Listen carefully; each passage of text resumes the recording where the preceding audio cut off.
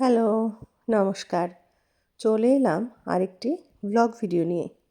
আজকের ব্লগে স্কুলের প্রজেক্টের কাজ। সেখানে আজ তৈরি হবে ওয়াটার ক্যান্ডেল। আমার এক ননদিনী আছে ভীষণ গুণী, পিয়ালি। পিয়ালিকে ডেকেছিলাম হেল্প করার জন্য। পিয়ালি কিন্তু বাচ্চাটাকে দিয়েই ম্যাক্সিমাম কাজ করিয়েছে। বলছে ও বিষয়টা শিখে নিক।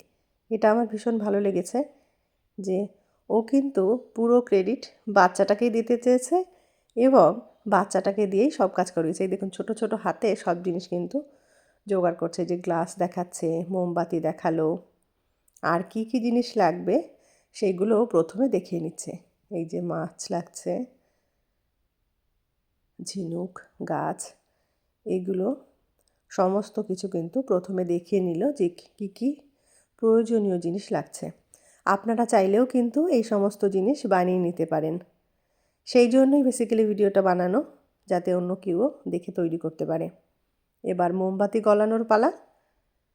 মোমবাতিগুলো একটা বাটিতে দিয়ে প্রথমে গলিয়ে নিতে হবে। যেহেতু আমরা ওপরে ছিলাম, তো নিচে আমার কিচেন, ওখান থেকে গরম করে নিয়ে আসতে হবে। আসলে যদি আবার জমে যায় সেজন্য আলাদা করে আরেকটু গরম জলও বানিয়ে নেওয়া হয়েছে। এই যে মোমটা গলানো হয়ে গেছে। এবার গরম জল দেখুন, ওই নিচে যে পাত্রটা রয়েছে ওর মধ্যে কিন্তু গরম জল রয়েছে। গরম জলের ওপর বাটিটা রাখা হয়েছে যাতে তাড়াতাড়ি জমে না যায়। ওর পিপি কিন্তু সবটা দেখিয়ে দিচ্ছে যে কিভাবে ভিডিওটা বানাতে হবে, কিভাবে জিনিসগুলো দেখাতে হবে। প্রত্যেকটা জিনিসই কিন্তু পিয়ালি হেল্প করেছে, ওকে দেখিয়ে দিয়েছে যে এইভাবে এইভাবে রাখতে হবে। ও কিন্তু ঠিক সেইভাবে রেখেছে। প্রথমে ট্রায়াল হয়েছে, তারপরে কিন্তু ফাইনাল প্রেজেন্টেশন। বাচ্চাটা একটা একটা করে জিনিস কিন্তু ওর মধ্যে রেখেছে, গুছিয়ে সবটা করার চেষ্টা করেছে। যেহেতু ছোট মানুষ, তবু ওর সাধ্য মতো যতটা ওর পিপি যেভাবে বলেছে সেইভাবে কিন্তু ও বিষয়টা করার চেষ্টা করেছে। আমি ভেবেছিলাম একটা শর্ট ভিডিও বানাবো, কিন্তু পরে চিন্তা ভাবনা করে দেখলাম শর্ট ভিডিও যদি বানাই তাহলে কিন্তু আপনারা যদি এরকম বানাতে চান তখন কিন্তু সেটা পসিবল হবে না। সেই জন্য সম্পূর্ণ ভিডিওটা রাখলাম, যাতে করে আপনারা দেখেও নিজেরা পরে এরকম বানাতে পারেন। স্কুলের বাচ্চাদের প্রজেক্ট বলুন, বা ঘরের অ্যাজ এ শোপিস হিসাবেও আপনারা রাখতে পারেন। ভীষণ ভালো একটা কনসেপ্ট, আপনারা কিন্তু ট্রাই করতে পারেন। প্রথমে ঝিনুকগুলো দিয়ে দিয়েছে, তারপর গাছটাকে দেবে।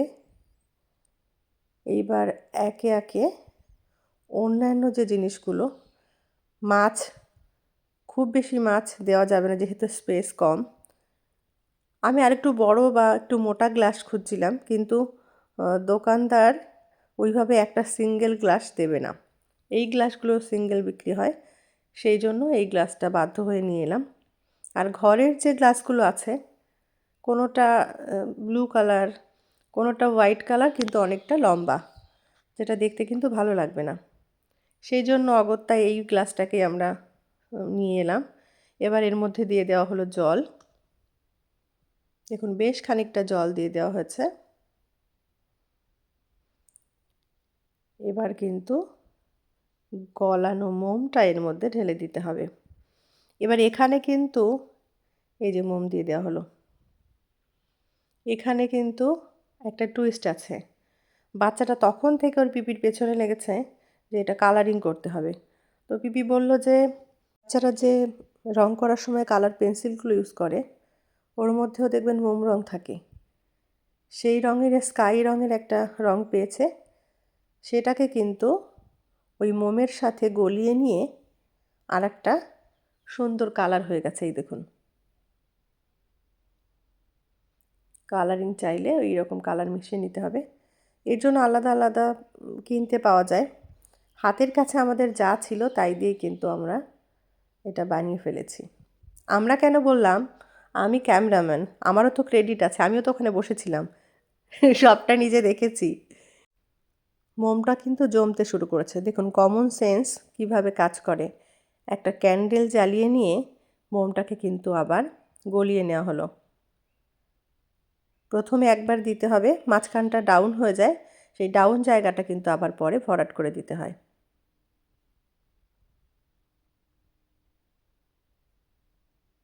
এই দেখুন,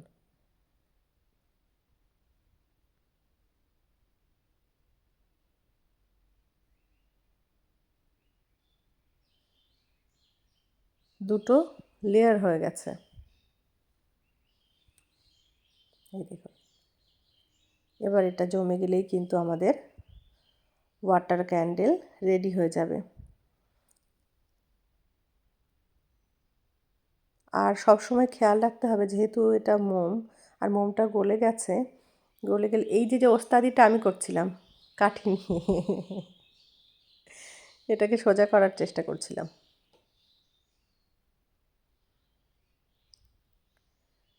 যাই হোক, অনেক কষ্টে কিন্তু পিয়ালি দাঁড় করালো। ঝাঁটার কাঠিটাকে ভেঙে, মাঝখান থেকে ভেঙে এমনভাবে রাখা হলো যাতে করে সোজা থাকে। যাই হোক, দেখতে কতটা সুন্দর লাগছে দেখুন। আসলে আমি শর্ট ভিডিও বানাবো বলে বড় করেছিলাম, যার জন্য এটা হচ্ছে ফাইনাল লুক। ঘরের লাইট বন্ধ করে দিয়ে তারপর কিন্তু ক্যান্ডেলটা জ্বালানো হলো। এই যে দেখুন, এই যে হচ্ছে শিল্প আর ওই হচ্ছে শিল্পী, আরেক শিল্পী পাশে আছে। এবার দেখুন কেমন লাগছে। এখানে কিন্তু আরেকটু বুদ্ধি করা হচ্ছে, সেটা কিন্তু বলা যাবে না, সিক্রেট। কী চালাকি করা হয়েছে সেটা কিন্তু কমেন্টে জানাতে হবে। যাই হোক, আজকের এই ব্লগটি আপনাদের কেমন লেগেছে অবশ্যই কমেন্টে জানাবেন। যদি ভালো লেগে থাকে তাহলে একটি লাইক আর কমেন্ট আর বন্ধুদের সাথে অবশ্যই শেয়ার করবেন। Thank you so much for watching.